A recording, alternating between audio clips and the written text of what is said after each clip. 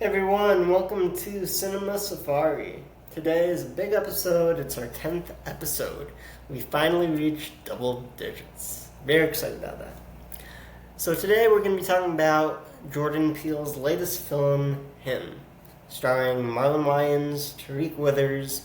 We're going to be talking about some of the plot points that might have been more successful in the film, some aspects of the film that kind of fell short, as well as its performance at the box office, some audience responses, critic responses.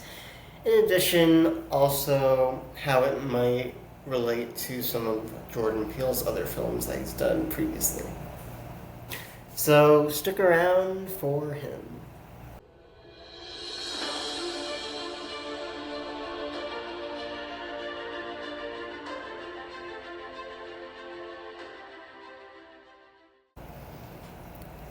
Him, the latest film with Jordan Peele attached to it. Although he didn't direct or write the film, he did produce the film and was probably one of the biggest name on the film, especially for marketing purposes. I feel like a lot of the things I saw marketing wise definitely had his name on it to kind of drive people in.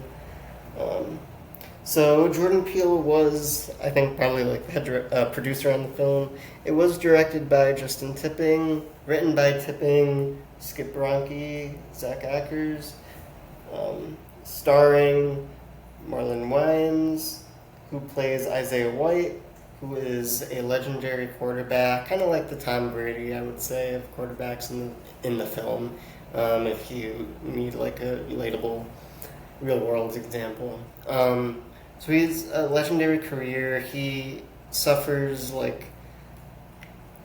I would say kind of like a career-ending injury in the film. Then we have Tariq Withers as Cameron Cade, who is a young football player who is training to get ready for the NFL Combine. He looks up to Isaiah as his idol, and ultimately he suffers an injury as well, but Isaiah offers to help train him, get him ready for the Combine. So he goes off in the desert with Isaiah to train, and a lot of things happen in the film while they're out in the desert training for the film. This film it took a very psychological approach as opposed to previous Jordan Peele films like Nope, which it had some psychological aspects to it, but it also had that element of horror, thriller, and just a good blend, which I think is part of the reason why that film was a little more successful. With Him, there's a lot of psychological, not as much, I would say, horror necessarily as previous Jordan Peele works. But it definitely had those elements I was trying to put in. So to round out the cast, we had those two in the leading roles, and we had Julia Fox, Tim Heidecker, Don Benjamin, Jim Jeffries, Naomi Grossman, Maurice Green, Norman Towns. So not a lot of huge names that I know, at least, besides probably Marlon Wayans. I thought one of the good parts in the film was the main characters. They did pretty well in the film, I thought. They had pretty good performances. The film in general, I don't want to say it was poorly executed, but it just... They had... The idea that they had, I thought, was a great idea. But just how they went about executing it, I guess, was kind of poor in my opinion. It didn't work the way they went about it, and that was one of the things that kind of hurt the film. The ideas were there, the concept, you could tell what they were going for. The way they went about it, though, it fell flat. It didn't work. There were certain things in the film that we saw, certain plot points that didn't really make sense. They didn't describe them, didn't, as an audience, from an audience perspective, it was there were certain things that were kind of confusing that we didn't necessarily know or expect what they were doing at certain points. Like when he was Cam, sorry for any spoilers, was getting injected with the needles.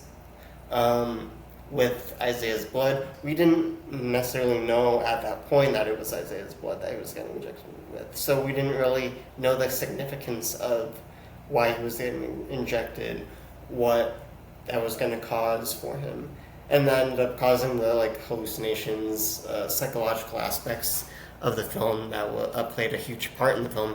But we didn't necessarily know any of that, at least to the extent of how important it was going to be to the overall story in that scene, in the moment, which could have helped make it more of a clear picture of what they were trying to do. And after knowing it, well, it makes sense, but in the moment, as an audience watching the movie, you would like to know that going in, you know. So that's definitely an area that they fell short in, which kind of hurt the movie.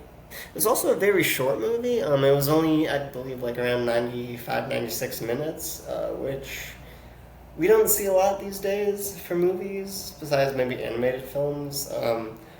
I liked that part of it.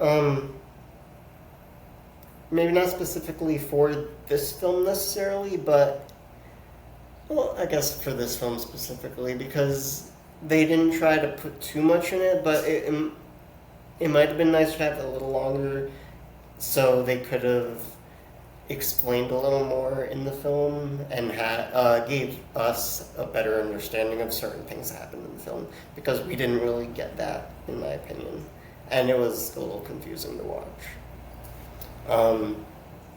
But if they kept it condensed 96 minutes that they had it at, I think that would have been fine. As they just would have needed to have that explanation within the time frame that they gave us, which is definitely doable.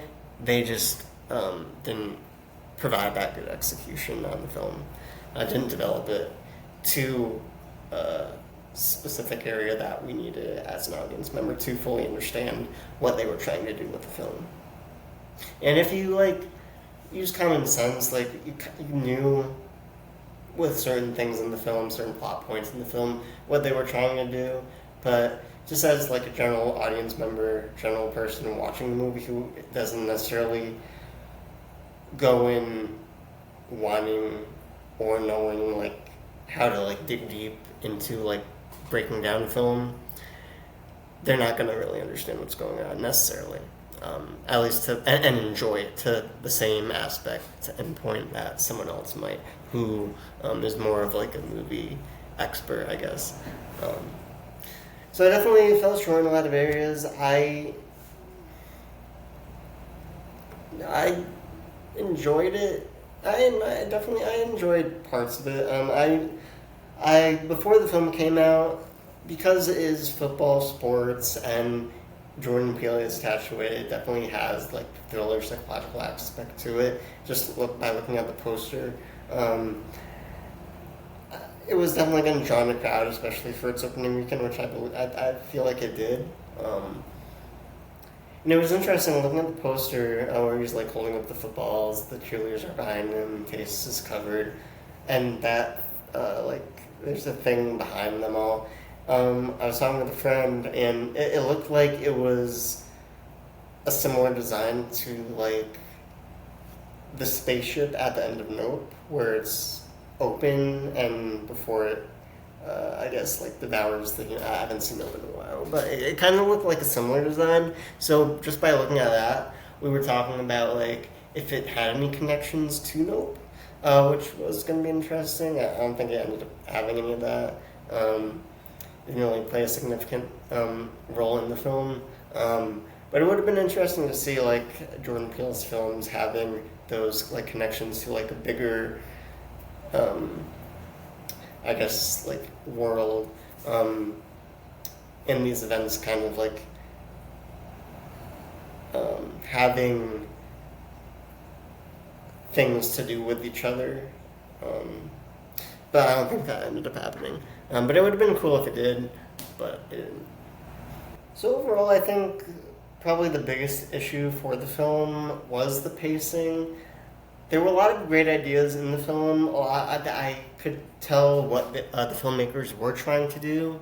They just weren't able to execute it. And I think part of it, or a big part of it, was the shorter runtime that they had. Because having a shorter runtime, it's definitely doable to have a great film, have all your ideas come across, but they had so much that they put into the film, so many plot points, ideas that they wanted to come across to the audience. They just needed more time to execute those ideas, so that as an audience member, it would make sense to us, and they just didn't have that time. And if they had a longer runtime, it might have helped. Just having that extra time to better develop some of those ideas. Because the ideas were there, like I said, they just didn't really have the time to really dig into those ideas and develop them into a way that would have made more sense and connect to like the overall story. But I believe Marlon Wayans, who was interviewed recently, he said that, which I've said a lot before too,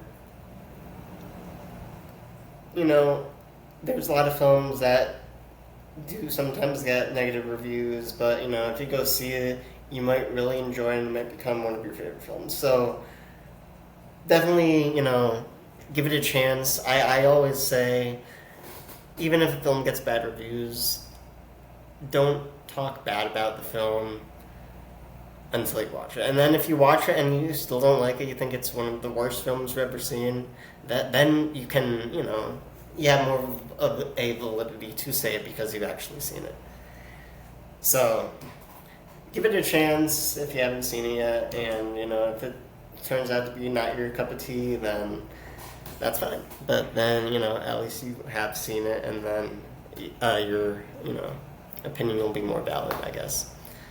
So if you have seen the film, if you haven't, just watch it. If you have seen it, please comment on this video with your thoughts of the film, how it might relate to some other Jordan Peele films that he's done in the past, and just your overall thoughts. And we will wrap up today's episode. So it had a lot of anticipation before the film was released, I think especially because Jordan Peele was attached as a producer on the film. It ultimately, for a lot of people, did end up falling short. It did have a really good opening weekend, though. It was very crowded in the theaters I saw when I was working. So that's a good to see.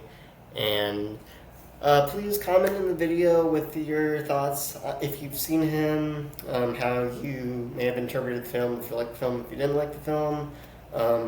Subscribe to the channel if you haven't already to stay updated with future episodes and stuff we're doing with the podcast down the road. Also, like today's episode if you enjoyed it.